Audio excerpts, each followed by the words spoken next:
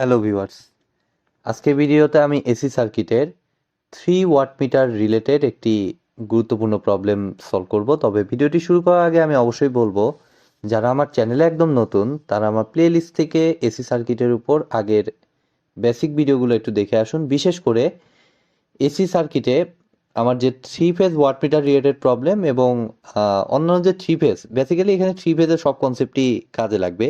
এই ধরনের কনসেপ্টগুলো অবশ্যই আমার প্লেলিস্ট থেকে দেখে আসুন, তাহলে আপনাদের বুঝতে সুবিধা হবে।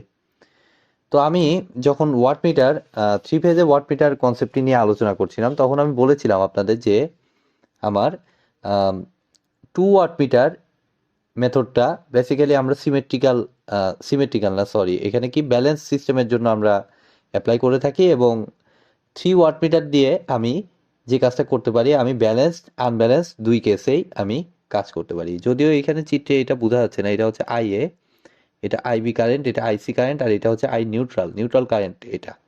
ঠিক আছে, তো আমার হচ্ছে এই হচ্ছে আমার 3 ওয়াট মিটার আর 2 ওয়াট মিটারের মধ্যে পার্থক্য। তো এখন দেখুন এইটা আমার 3 ওয়াট মিটার বলে দিছে। সো আমাদের এখানে আনব্যালেন্স হলেও সিস্টেম সমস্যা নাই। তো দেখুন আমার আনব্যালেন্স আছে কিনা দেখি। এখানে একটা ওয়াই কানেক্টেড লোডের কথা বলছে, দেখুন দ্য আনব্যালেন্সড ওয়াই লোড, তার মানে আনব্যালেন্সড। তো has balance voltages of 100 volt and the Y লোডের ভোল্টেজ কিন্তু বলছে এখানে, খেয়াল করুন, ওয়াই লোডের ব্যালেন্স ভোল্টেজ হচ্ছে আমার 100 ভোল্ট। অর্থাৎ এই যে এই এন লোডের অ্যাক্রসে ভোল্টেজটা কত, এই দেখুন, এ লোডের অ্যাক্রসে ভোল্টেজ এন, বি লোডের অ্যাক্রসে ভোল্টেজ বিএন, এবং সি লোডের অ্যাক্রসে ভোল্টেজটা হচ্ছে সিএন। তো এটাকে যদি আমি এদিক দিয়ে চিন্তা করি, তাহলে এটা হচ্ছে আমার ফেস। ঠিক আছে, এই লোডের অ্যাক্রসে এটা হচ্ছে ফেস। আর যাই হোক, হোয়াট এভার, আমরা সামনের অংশ দেখতেছি। তো এখন কি করা হয়েছে, বলছে যে আমাদের 3 watt meter are connected respectively to A B and C phase. অর্থাৎ এ ফেস, বি ফেজ এটা না, সরি, বি ফেজ হচ্ছে এটা, এবং সি ফেজ, এই তিনটাতে 3টা ওয়াট মিটার লাগাইতে বলছে। তাহলে বেসিক্যালি আমাদের ইয়াটা কি দাঁড়াবে, যে এই ওয়াট মিটারটা এই ফেজের অ্যাক্রসে ভোল্টেজ এবং কারেন্টকে জাস্ট কি করে দিবে, ভি ইন্টু আই কনজুগেট, সেটা জাস্ট পরিমাপ করে দিবে। এই যা, তাইলে আমরা দেখুন এই ফেজে আমরা একটু যদি খেয়াল করি, তাইলে আমাদের দেখুন, আমি একটু সমাধানের দিকেই চলে যাচ্ছি সরাসরি। এ ফেজের পাওয়ারটা আমরা দেখতে চাই, তাহলে এ ফেজের পাওয়ারটা সিম্পলি হবে আমাদের কত। তো এ ফেজের পাওয়ারটা দেখুন, এ ফেজের সাথেই এটা কানেক্টেড আছে। ঠিক আছে, এই যে এ এ ফেজে ওয়াটমিটারটা কানেক্টেড, মানে এটা ভোল্টেজ মেজার করবে হচ্ছে এ ফেজের সাথে আমার নিউট্রাল পয়েন্টের। তাহলে এটা বেসিক্যালি দিবে ভিএএন। ঠিক আছে, এবং ভিএএন, এই যে এই এ আর এই এন, এই নিউট্রালের সাথে, সোর্সের নিউট্রালের সাথে বেসিক্যালি এই নিউট্রালটা কানেক্টেড। তাহলে এটা এবং এই এনটা পরস্পর প্যারালালি কানেক্টেড, তার মানে একই ভোল্টেজ পাবে এটা। তাহলে ভিএএনটা দেখুন আমার দিয়ে দিচ্ছে 100 ভোল্ট ব্যালেন্স ভোল্টেজ, তার মানে এ ফেজে 100 অ্যাঙ্গেল 0 ডিগ্রি।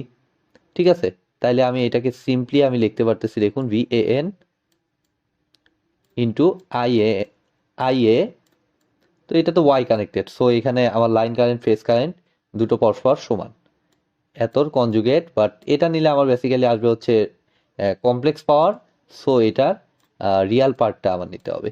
তাহলে real part of R e দ্বারা প্রকাশ করলাম, real part of VAN into IA. তাহলে আমরা হিসাব করি সিম্পলি, আমার ভিএএন এর ভ্যালুটা আমরা কিভাবে হিসাব করতে পারি। ভিএএন এর ভ্যালুটা হচ্ছে আমার 100 angle 0 degree. So 100 angle 0 degree, এটা যা আছে তাই, যেহেতু এইটাকে আমরা রেফারেন্স ধরতেছি।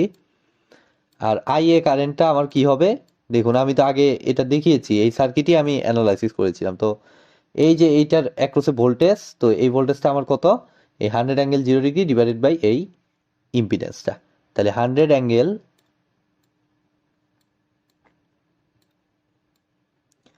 0 ডিগ্রি ডিভাইডেড বাই, আমরা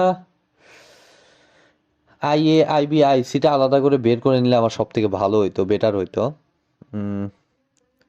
আচ্ছা, যাই হোক, লিখছি, সমস্যা নাই। এখন দেখুন 100 অ্যাঙ্গেল 0 ডিগ্রি, তাহলে 100 অ্যাঙ্গেল 0 ডিগ্রি ডিভাইডেড বাই আমার কত, জেড এ। তো জেড এটা কত, আমাদের 15 ওহম দিয়ে দিচ্ছে।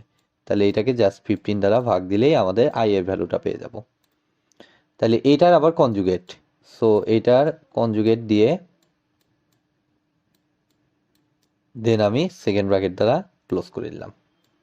তাহলে এটাকে হিসাব করে দেখি রিয়েল পার্টটা কত আসে, সেটাই আমার পি এর ভ্যালু হবে। তো দেখুন 100 ∠0° ডিভাইডেড বাই 15, 20/3, এটার কনজুগেট করে দিব, এটাই হবে অ্যাকচুয়ালি ইন্টু 100। এটা আমার আসতেছে 666.67।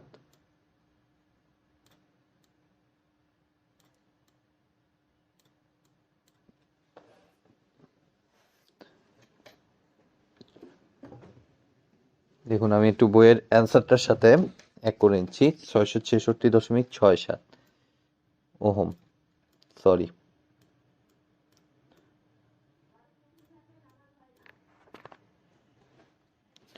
Three watt metre,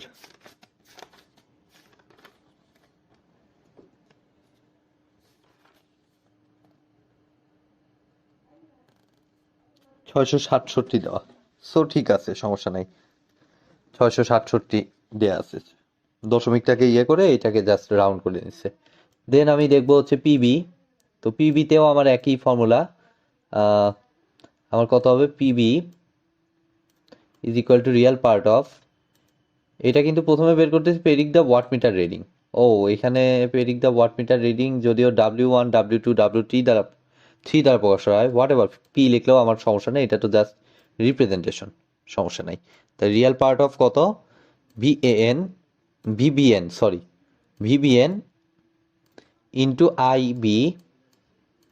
IB conjugate. তো ভিএএন এর এএন হচ্ছে 100 ∠0°, আর এইটা আমার ভোল্টেজ অংশটা আমার বলছে হচ্ছে ব্যালেন্সড, ঠিক আছে, এই যে ব্যালেন্স ভোল্টেজ, এবং এটা বলে দিচ্ছে এসিবি সিকোয়েন্স। সো অবভিয়াসলি আমার এইখানে 100 ∠0° পর অবভিয়াসলি আমার নিতে হবে 100 ∠120° প্লাস 120°। ঠিক আছে, এটা কিন্তু আমি already ACB sequence, ABC sequence এগুলো নিয়ে কিন্তু অলরেডি আমার প্লেলিস্টে আলোচনা করা আছে কিভাবে এটা আসলো। এবিসি হইলে, সরি এটা প্লাস 120°, এবিসি হইলে এটা মাইনাস 120° হইতো বি ফেজে এসে, আর এসিবি মানে এখানে প্লাস 120°। ঠিক আছে, ফাইন। দেন আমরা দেখি হচ্ছে আমার কারেন্টটা কত। কারেন্টটা হচ্ছে আমার 100 ∠−120°, প্লাস 120° ডিভাইডেড বাই বি ফেজে এখন আমার লোডটা কত আছে, কত ওহম আছে। তো লোডটা কত দেয়া, বি ফেজে 10 + J5 ওহম। তাই 10 + J5 যা আছে তাই বসাবো।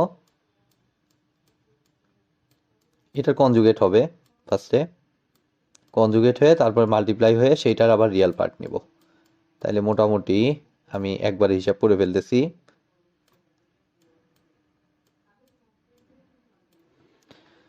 আমি যদি একবারে হিসাব করি 100 ∠120°,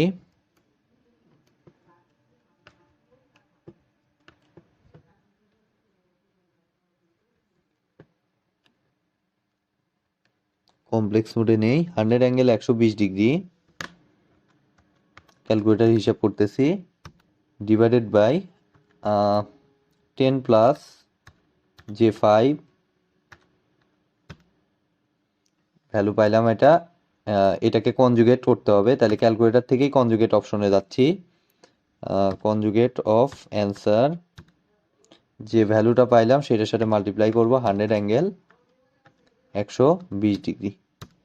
যে রেজাল্টটা পাইলাম তার শুধুমাত্র নিব হচ্ছে রিয়েল পার্টটা। তো রিয়েল পার্টটা নিলে আমার ভ্যালু আসে 800 ওয়াট।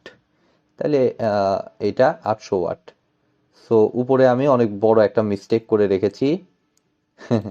অনেক সময় এই ধরনের মিস্টেকগুলো সিলি মিস্টেক, বাট অনেক সেন্সিবল। এটা অবশ্যই হবে ওয়াট, এটা ওয়াট। তাহলে বি ফেজেও হয়ে গেল। এবার আমি সি ফেজে দেখবো অবভিয়াসলি। তো সি ফেজে আমার কত হবে, real part of VCN into IC conjugate. তো আমি একটু একবারই বসিয়ে দিচ্ছি ভ্যালুটা, এত বারবার ক্যালকুলেশন করার থেকে। তো ভিসিএনটা 100 ∠−120° অবভিয়াসলি,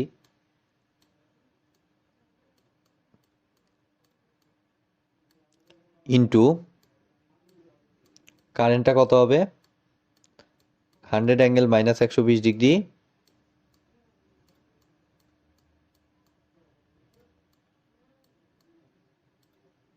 ডিভাইডেড বাই 10 প্লাস কত দেওয়া সি ফেজে আমার হচ্ছে 6 - J8।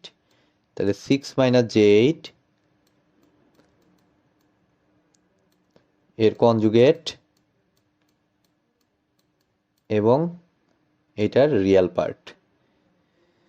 তাহলে একবারে ক্যালকুলেটারে হেল্প নিয়ে আপনারা কিন্তু পরীক্ষার হলেও একবারে ক্যালকুলেটারে হেল্প নিয়ে এভাবে করলেও কিন্তু আপনাদের কোনো ভুল হবে না, নাম্বার কাটা যাবে না।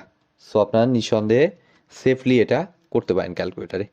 6 - যে রেজাল্টটা পাইলাম সেটার কনজুগেট ফর্ম নিব, কনজুগেট অফ অ্যান্সার, যে রেজাল্টটা পাইলাম তার সাথে মাল্টিপ্লাই করে দিব 100 অ্যাঙ্গেল -120 ডিগ্রি।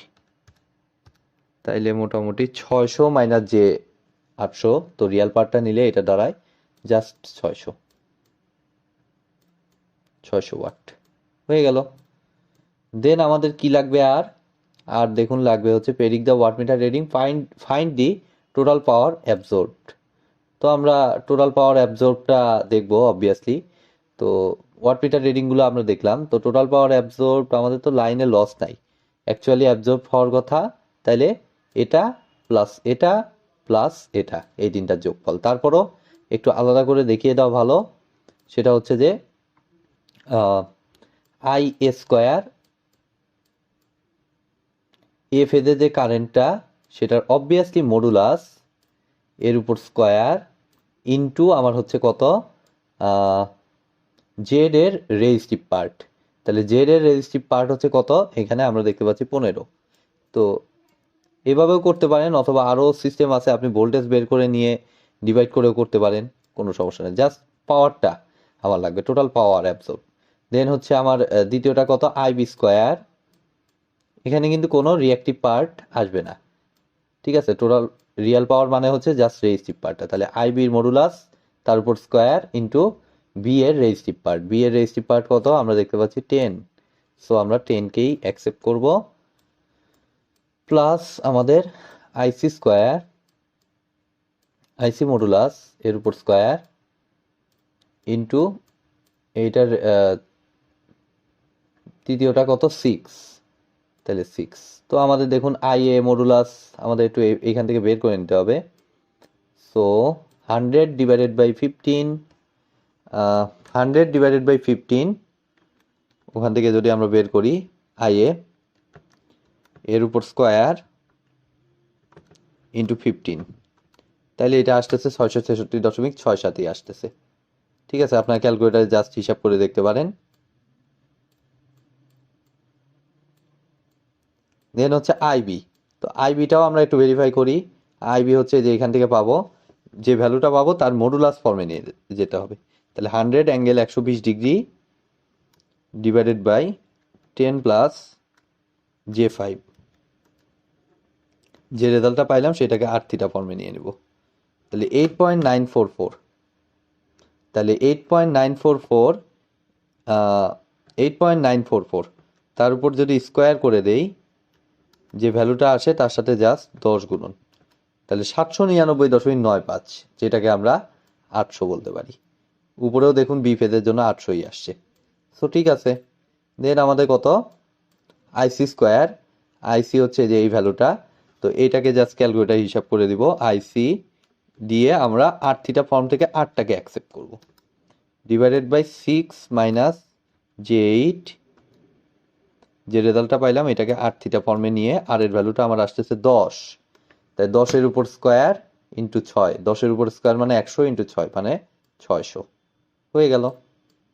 আমাদের তিনটাই কিন্তু ম্যাচ করছে, সো যোগ করলে এই সোর্সের সমান পাওয়ারই অ্যাবজর্ব করবে, কেননা এখানে ট্রান্সমিশন লাইনে কোনো, এই যে লাইনে কোনো লস নাই, যা ফেজ থেকে আসতেছে তাই আমার লোডে চলে যাচ্ছে। তো এই ছিল আমার মোটামুটি এই কোশ্চেনটির সলিউশন। তো আজকের মতো ভিডিওটি এ পর্যন্তই। ভিডিওটি যদি ভালো লেগে থাকে অবশ্যই ভিডিওতে একটি লাইক দিবেন, বন্ধুদের সাথে বেশি বেশি শেয়ার করবেন, আর চ্যানেলে নতুন হয়ে থাকলে অবশ্যই চ্যানেলটি সাবস্ক্রাইব করবেন। ধন্যবাদ।